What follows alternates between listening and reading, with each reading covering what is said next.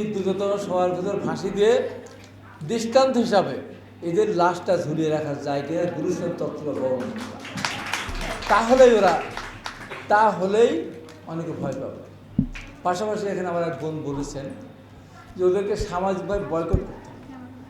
কোনো ধর্ষকের কোনো সন্তান কোনো স্কুলে গেলে এখন থেকে প্রচার হবে, বলেই তো বাবা ধর্ষক, তার কাছে বসতে দেবে না। ধর্ষকের কোনো সন্তানের সাথে কেউ বিবাহ দেবে না, সামাজিকভাবে তাদের সাথে কেউ সম্পর্ক রাখবে না। এমনিভাবে যদি আমরা ব্যবস্থা না করতে পারি, বাংলাদেশ কিন্তু ভয়াবহ সংকটের দিকে যাচ্ছে। এই বিষয় নিয়ে আমাদের চিন্তা করতে হবে।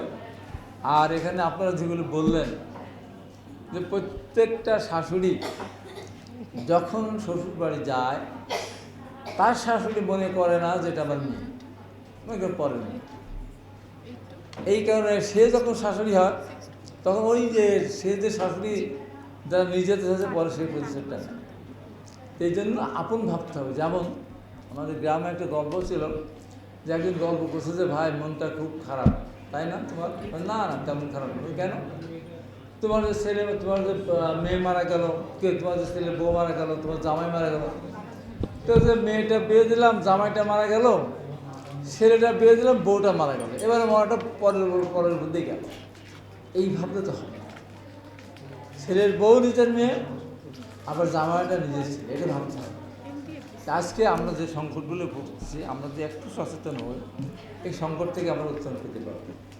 আর এই যে মহিলা নারী উদ্যোক্তা, যেটা আমাদের মানবিক প্রধানমন্ত্রী এবং আমাদের দেশকে নিয়ে চিন্তা করেন, নতুন উদ্যোক্তা সৃষ্টি করার ওনারা চিন্তা করছেন। যেমন তারা কলেজে বিশ্ববিদ্যালয়ে পড়ে, এখন থেকে তাদেরকে বলা হচ্ছে তুমি কোনো জিনিস করতে পারো কিনা দেখো, যদি কোনো কিছু আবিষ্কার করতে পারে তাকে টাকা দেওয়া হবে, এবং সে যদি ব্যবসা ফেল করে, তার যদি সেই রিসার্চ যদি সাকসেস না হয়, তাকে কিন্তু টাকা দেওয়া লাগবে।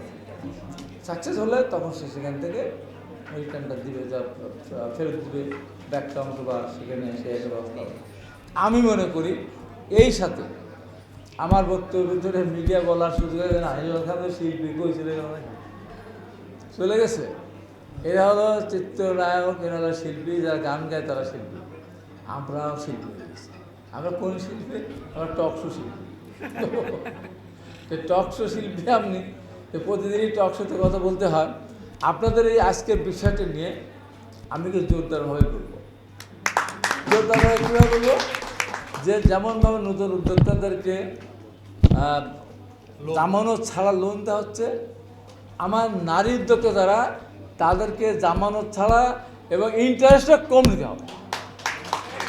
তাহলে এবং আমি এটুকু বলবো যে কোনো ছেলে উদ্যোক্তা সে লোন নিলে লোনের টাকাটা পরিশোধ করতে নাও পারে, কিন্তু আমি নিশ্চিত কোনো নারী উদ্যোক্তা যে লোন নেয় ইনশাল্লাহ সে লোন পরিশোধ করবেই।